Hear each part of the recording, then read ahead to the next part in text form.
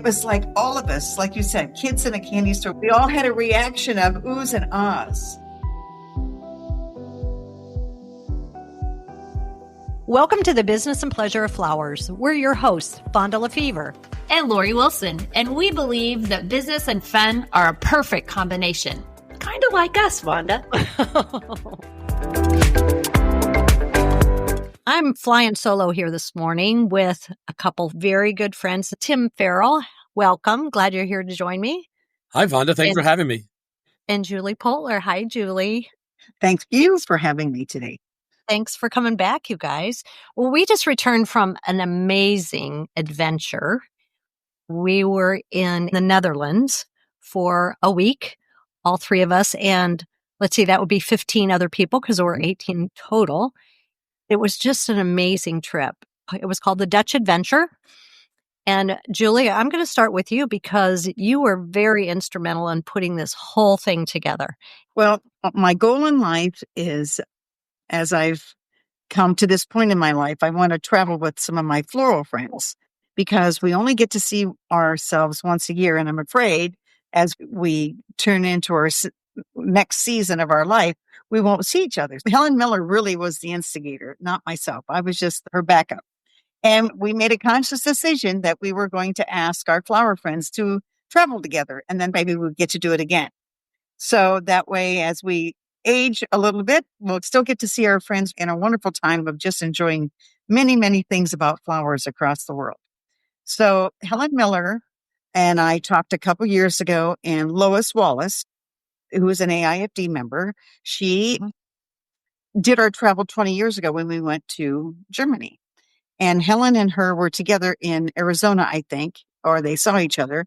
And Helen approached her. And then in Chicago, when we were at AIFD convention, the three of us were together. And so we were going to do it for 2024, but Helen and I felt that it wasn't enough time to give to everybody and to get a hold of everybody. So we waited until this year to roll it out, and we called our friends.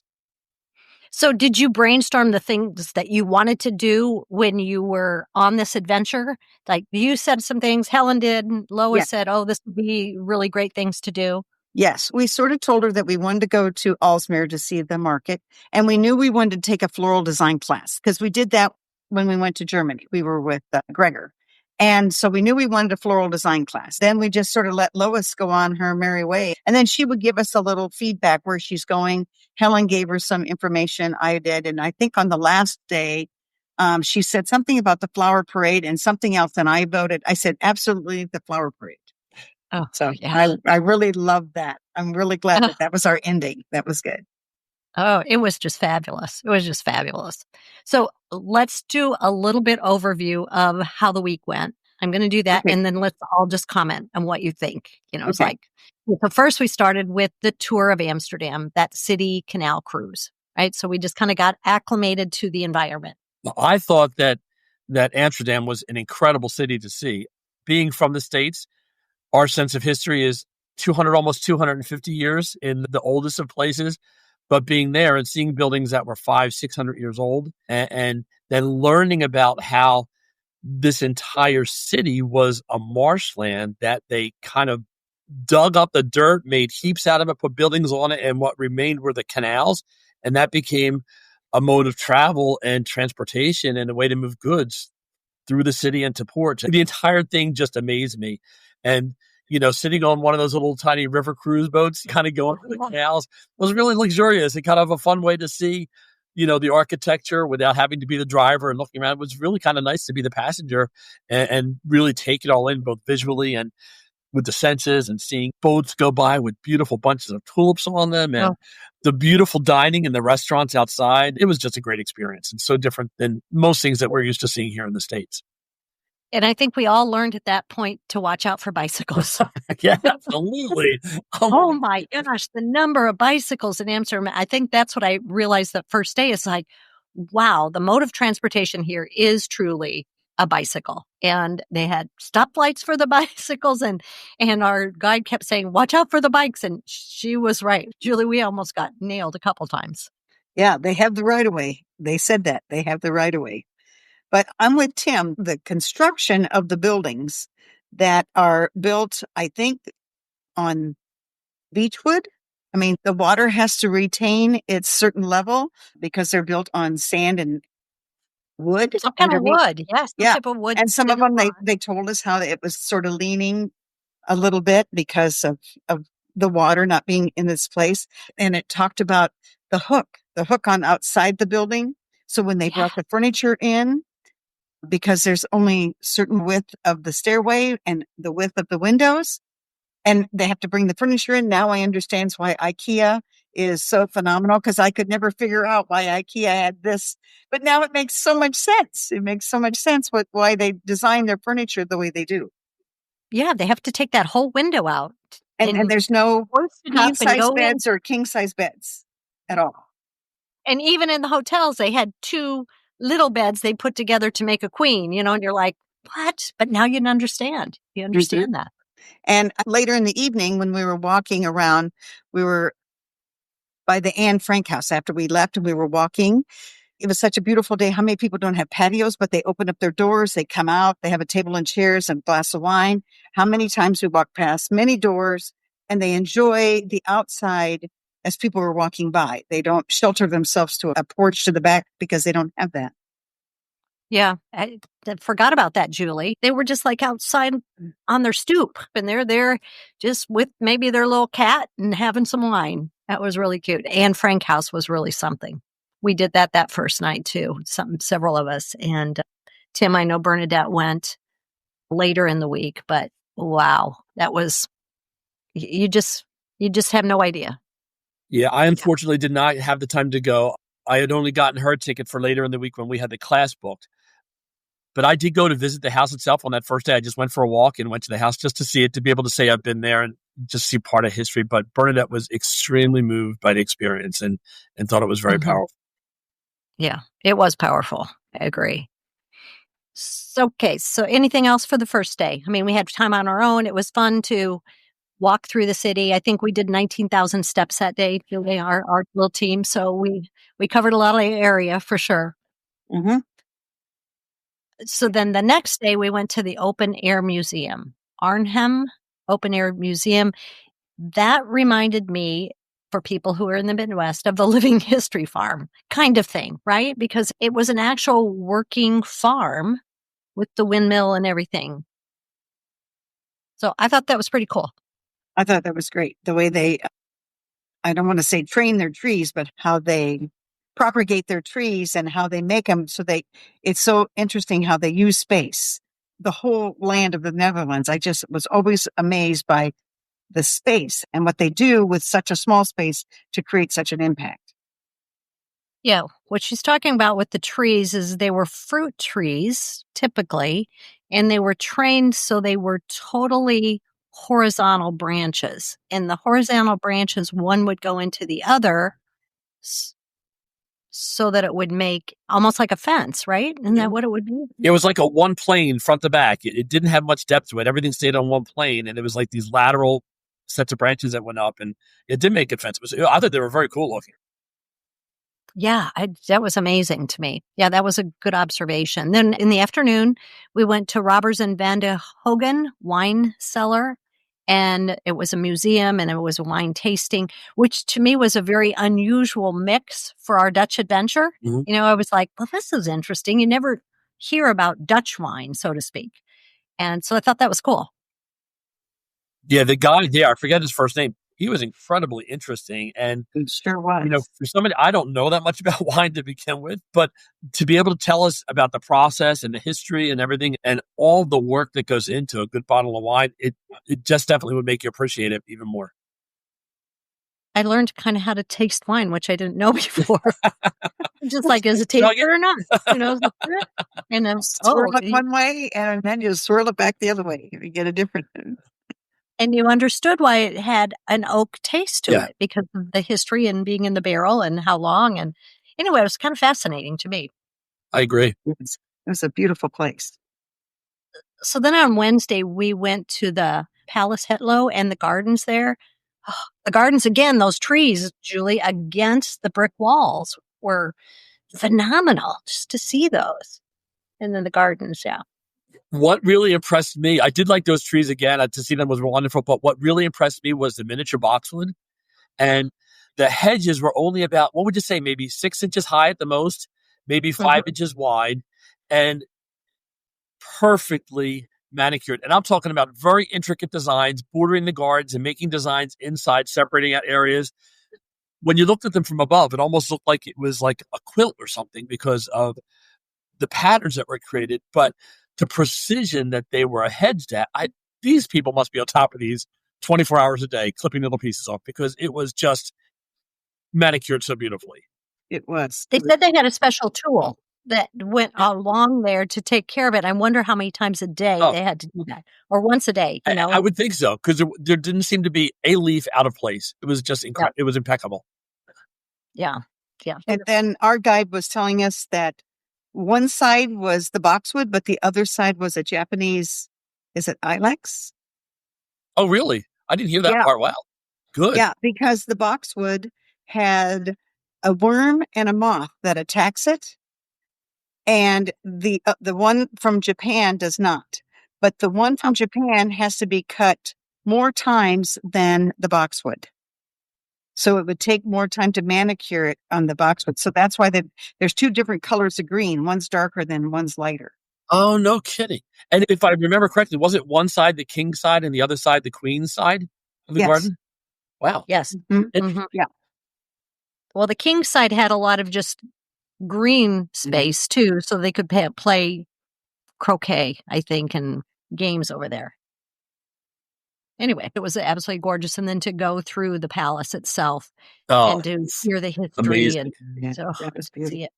The other thing that amazed me about the garden was the fountains. To think that the engineers of that time were able to figure out a way to let gravity do its thing, to let the water go down through, they said, like pipes that kept graduating to smaller sizes as they went from a higher level to a lower level, so that the water actually would like spray out of the ground. And some of those fountains had some pretty good height to them. But to me, that was something like, well, we think about just plugging in a pump and making it happen.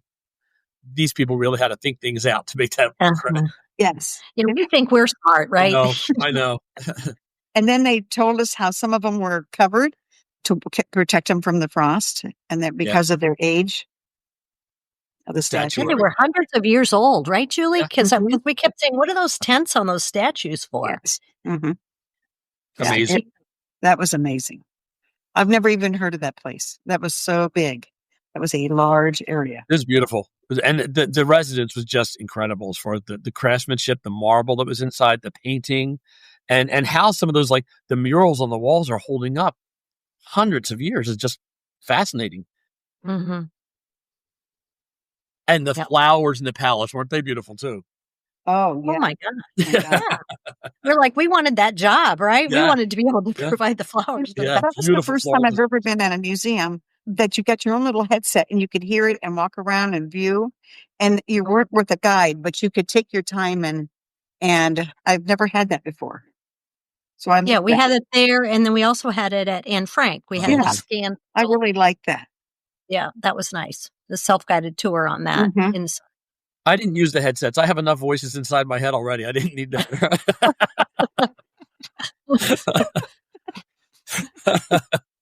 That's funny. And then when we climbed the tower, and then we went and climbed all the way to the rooftop, that was just beautiful. It's pretty cool. Get a view. Yeah, the view there. Oof. Yeah. That nice. that was awesome. So then next, the historic Aalsmeer. We went, the big greenhouses we went through that showed us the old clock from the old Aalsmeer market, right? When the auction. Yeah. And we went through all those greenhouses, and they showed us beautiful lilacs and kind of the history of growing. But then we got to sit there and see how the old clock worked, how they used to bid on flowers, which now is obviously all digital. But that was really cool.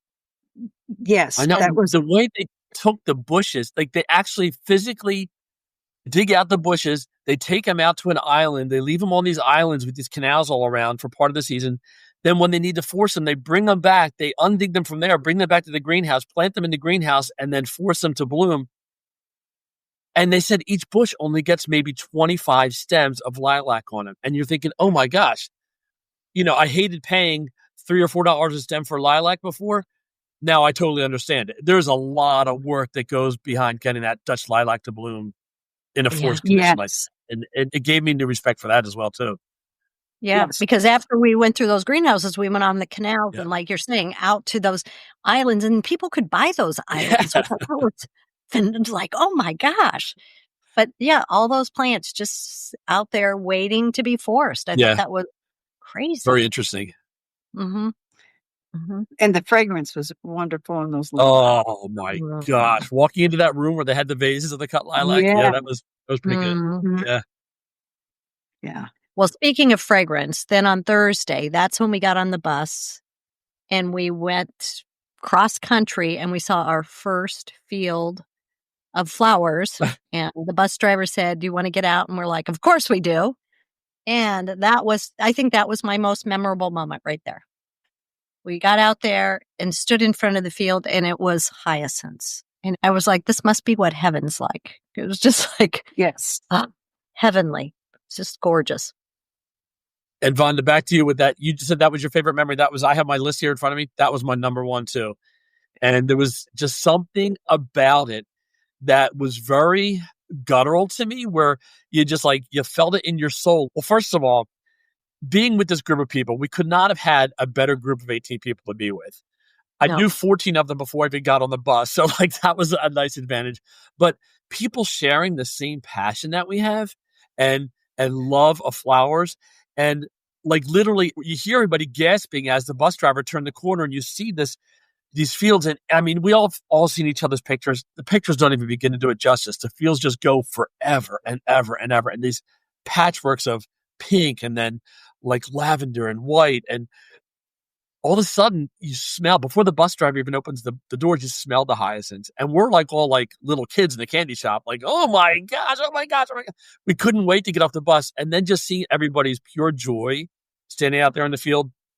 To me, that was not just one of my most memorable moments of the trip, but one of my most memorable moments anywhere because of the incredible passion and joy that was felt by the people surrounding me. And I mean, I literally had tears in my eyes. It was just so moving. Wow, part of your soul was hey, I'm home. You kind of felt that right there. It was very cool. Yeah. It was a great moment. It was a great moment. But Tim, just to reiterate what you said, I just sat back on the bus and I said, ooh, oh, but then I listened to everybody else and it was just so incredible to listen. It was like all of us, like you said, kids in a candy store, we all had a reaction of oohs and ahs. And it was just great. I still get goosebumps now. I'm talking to you about it because it was just so incredible to hear us all react that way. Yeah. It was pretty moving. It was good. It sure was. And then when we got back in the bus and then went longer and then we got to the Kuchenhof Gardens, I mean, just walking through. And I had no expectations. I didn't know what I was going to see. I didn't research any of it. Before I went, I didn't know what to expect. And when I got there, I was just so overwhelmed. I was brought to tears. I came around this corner and I was brought to tears. These orange tulips. And they were just laying there with alongside all these other colors and the pattern they chose to put 100 bulbs, to put 500 bulbs in a placement, to put 1,000 bulbs in a placement. It was just so moving, the patterns of color. Yeah, it really was. And then there was that one specific greenhouse that we went into. And then they had the plots of what did you count? There were 50 or 100 bulbs? 50 to 100 bulbs in a square. Yeah. They were all blooming. So many different varieties and they were all blooming. And I think we all sat there and I know we were in tears because it was so moving to see so many different varieties, so many different head size of tulips. The whole thing was just took us back. I mean, It did me anyway. When I got back to talk to my husband about it, I said, Chuck, in Iowa, we grow corn. In Netherlands, they grow bulbs. And I said, that's exactly what the fields remind me of. I mean, we grow corn here, but they grow beautiful blooming plants. Yeah. Mm-hmm. Yeah. One of the really eye-opening things for me was to go into that. It was the part of the history of the gardens and learn how they planted bulbs 4 deep. so that they would continue to bloom for those 2 weeks. I didn't realize you could plant bulbs that deep. So there was a bulb and then there was another bulb on top. And then, so they were 4 deep so that it would continue the blooming process in those gardens. No idea. I just thought that was just fascinating. So when we saw those in those patterns outside, do they pull those bulbs, let them rest, or do they leave them and they come up next year? No, I don't think they come up next year. I think they take them out. They take them out and then they plant them the next color palette in the fall?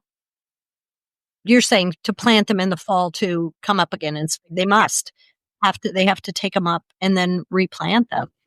That works, right? Yeah. Back to one of the things you said about how you grow corn in Iowa and they grow bulbs there. The one thing I didn't realize is when I've seen those pictures of the fields, those magnificent, huge, go forever fields of tulips and hyacinths and daffodils. We saw daffodils till we'll never see it, millions of daffodils. Yeah. None of that is used for cut flower production. None of those flowers. That's right. They're all just there to produce bulbs to sell all around the world. Yes. I was shocked when I heard that. It kind of made me sad a little bit to think, oh my God, all these flowers, they're getting beheaded. As soon as the flowers bloom, they take the heads off the top and let the foliage regenerate the bulb. But it kind of made me sad, but it also was just a staggering number to think of, oh my gosh, look at all these. And none of these are being done for cut flower production. It's all just for the bulbs. And then you had the experience. And then you had Kiki talking about their decapitated. Yes, the decapitated flowers.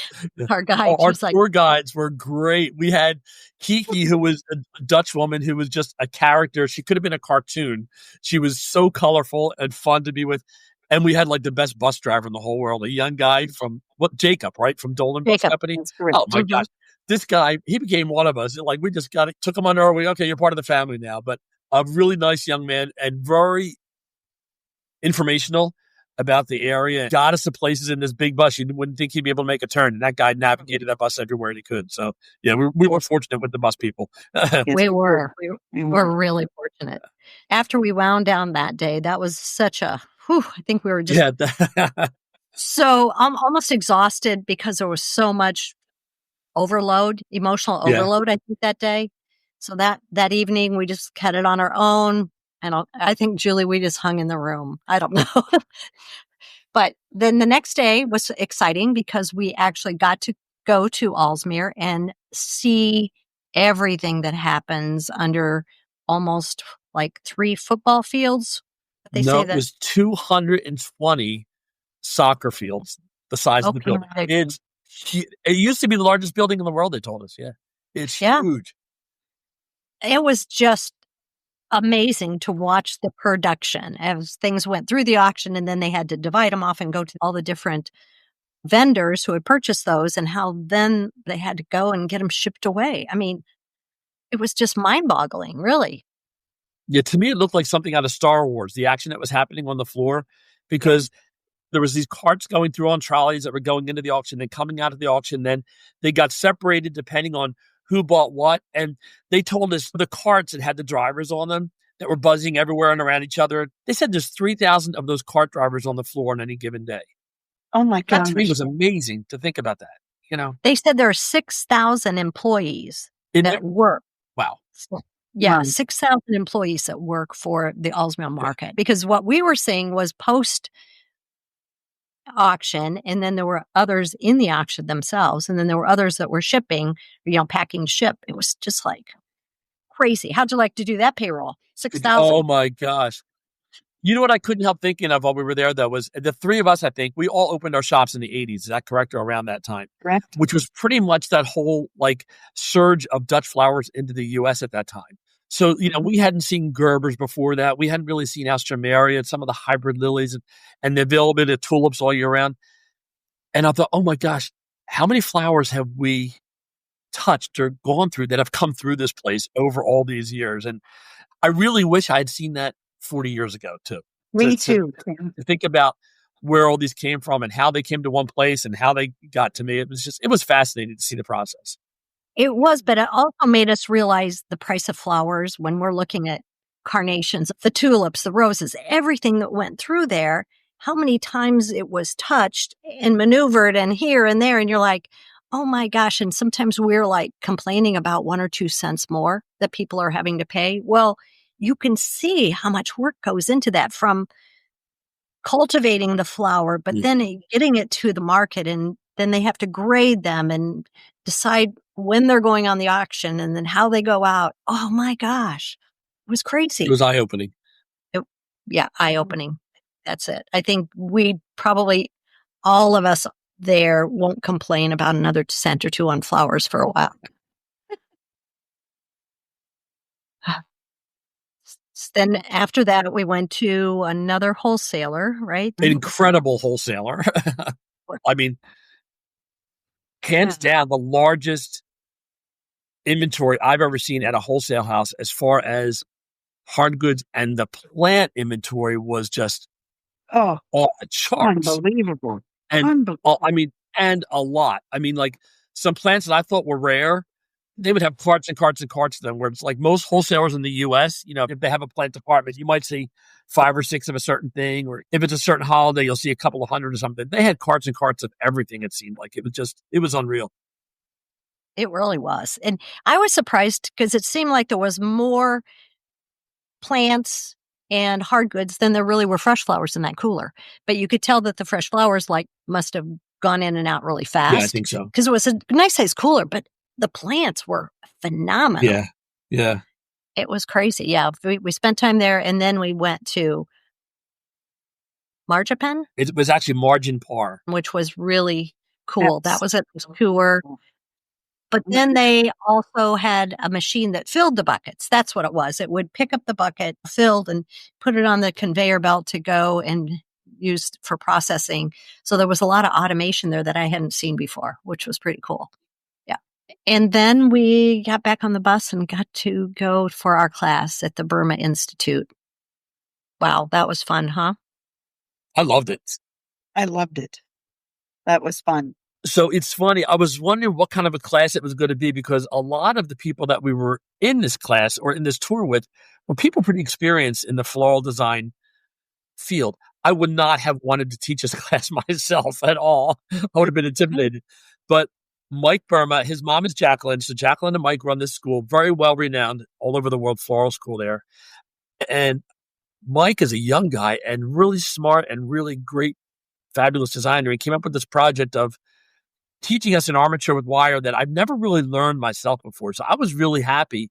Like when we walked in the lobby, there was one of the pieces sitting there in this armature, and I'm like, oh, I wish we were doing something like that. So I was thrilled when he said that's what we're doing. So it was a really good learning experience for me. So obviously you can teach an old dog new tricks, which is good. So you had all the old dogs there to teach the tricks. Yeah, well, so good. But I really enjoyed the challenge, and I was happy with the result too, as well. Mm-hmm. Yeah, and I think it was really eye-opening for us. We took what we would call boho and kind of interpreted that into what we're doing today, and gave it a name and gave it reason, you know. And I think that was what was really helpful, is that there was a reason or purpose for the placement of all those flower stems, that we're thinking this nonsense design style that we see all over. There's a reason for it. And I'm excited to actually do some videos on that and explain it, because it really was that moving to me. It was so educational. I don't know. It was one of those things that was worth every bit of time that we spent there. And he was such a good teacher.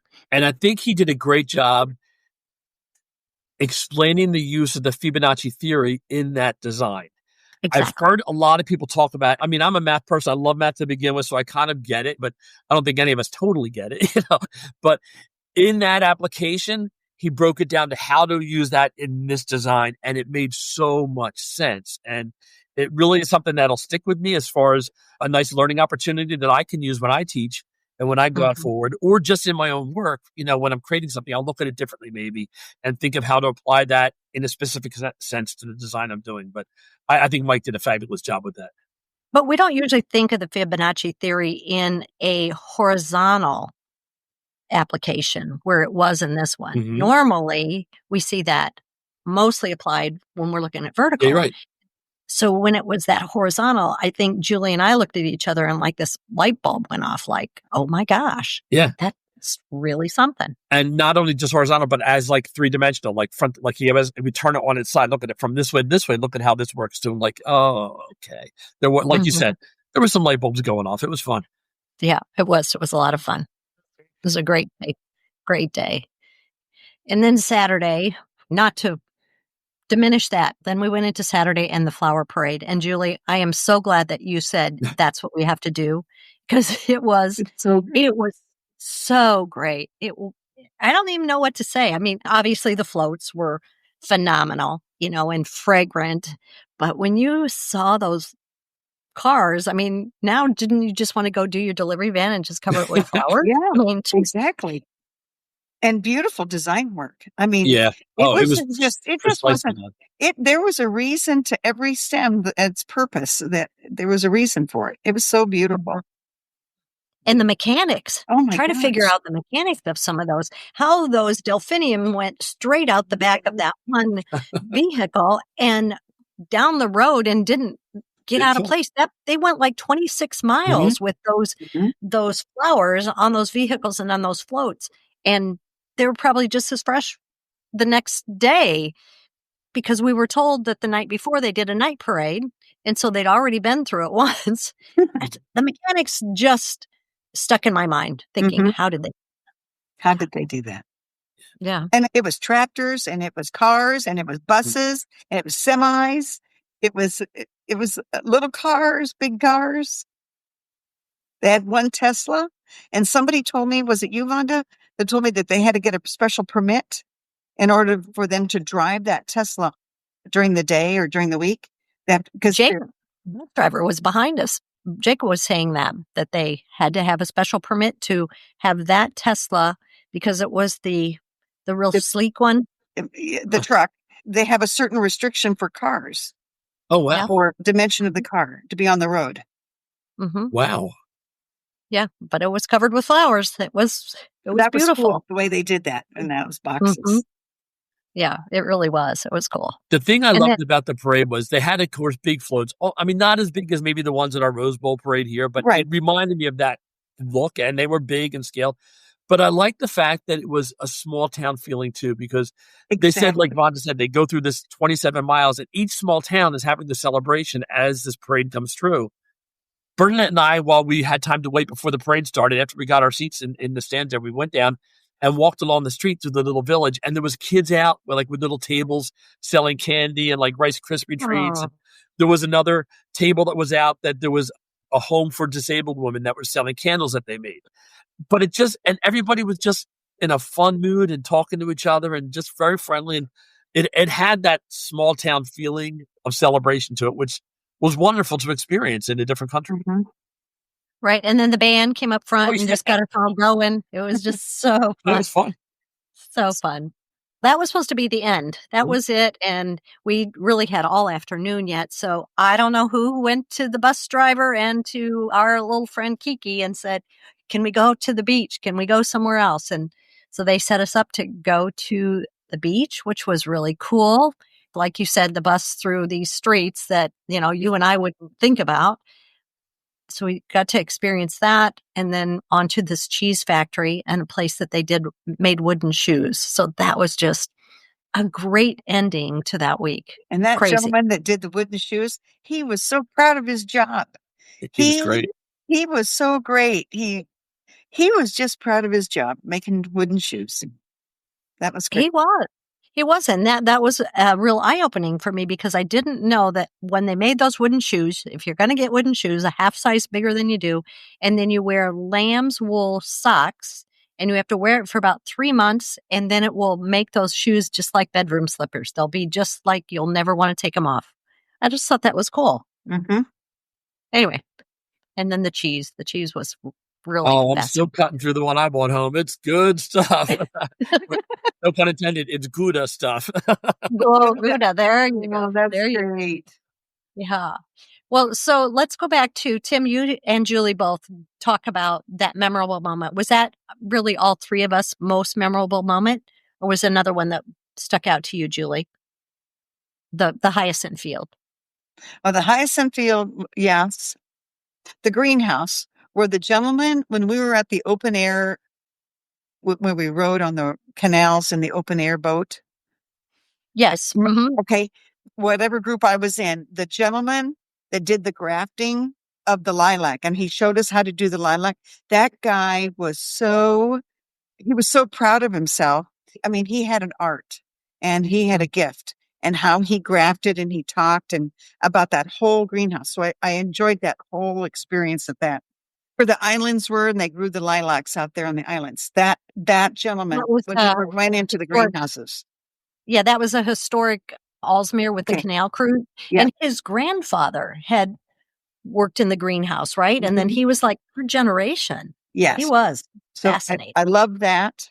I love that. And I loved the day that we went to lunch and we had those little omelets at that little omelet store. We had late lunch, and you and I went back. We had my little episode of losing my credit card, and Vonda was very good to go back to my hotel. We took another adventure, and we went back and made sure I had my credit card in my hotel room. And then we came back, and then we went to lunch. And this cute little place was adorable, and they were so kind when we had lunch. That was Yeah. cool. Yeah, that's right. So many things. How about you, Tim? What are the couple others really memorable? Yes, the top one was with you. It was those fields. That was just really moving. Kuchenhof Gardens was Yes. probably number 2 for me because I wasn't expecting much because, I mean, for me, I have Longwood Gardens in my backyard practically. It's, 30 minutes from my house, and I've taught there. And that's been just rated as like number 1 garden in the world to go visit as far as the experience.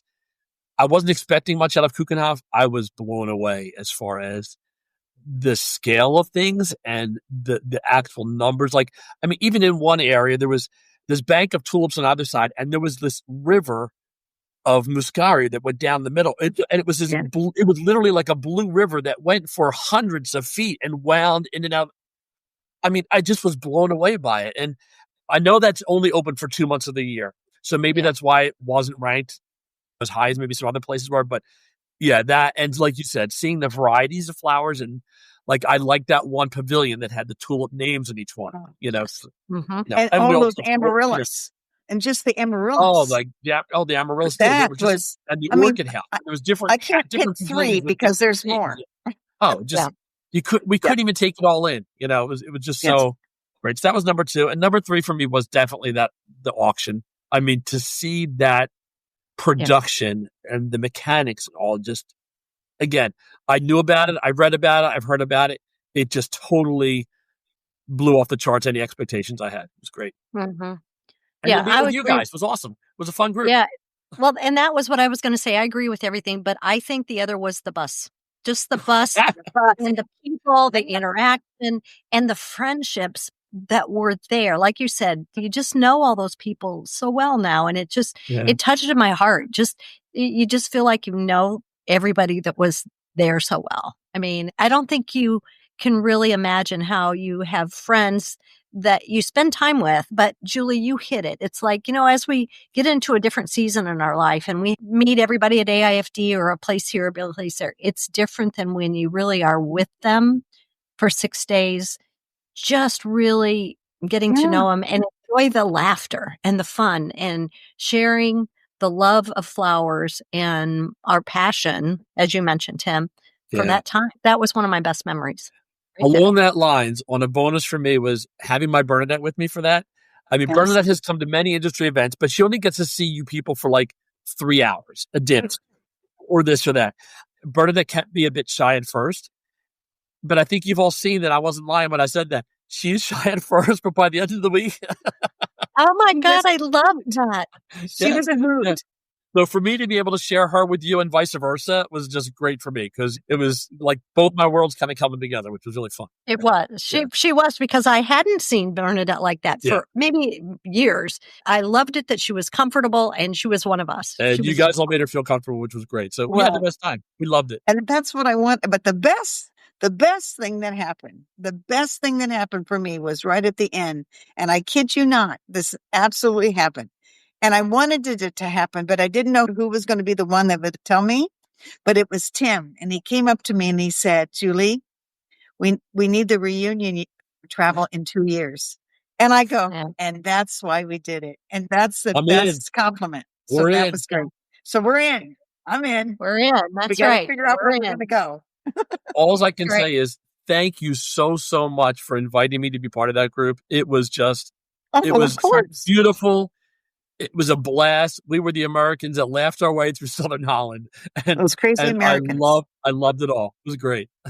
Those crazy Americans, and our Yeah. bus driver and Kiki said we were the best group they've ever had. Now, maybe they tell everybody that, but I think she I meant kinda it. think She was kind of tearing up when we were leaving. Yes, So, she was. And so was Jacob. He Yeah, was. yeah. We had Yeah. fun. that was great. So thank you, Julie. Thanks Well, for getting no, us Yes, thank together. you. please, thank you so Thank much. you. And thank you. And I felt bad because there were times where people asked me who couldn't come, but I think there was about 8 other people that we had asked that they could not come, and we'll ask them. Maybe we'll have a bigger group the Okay. next time. Who knows? Sounds great. Thanks for joining me, you guys. This was great. I This- appreciate Absolutely. Thanks for Great to asking me. Sharon rehash. It was a great trip. Thank you so much for listening to our podcast. We hope you enjoyed spending time with us because we enjoy spending time with you. If you did, make sure you hit that subscribe button or add the business and pleasure of flowers to your Google morning routine or your flash briefing on Alexa. We look forward to seeing you next week. So please come back and join us and discover how a bit of knowledge and one small change in your mindset can take you to new levels in your life and business.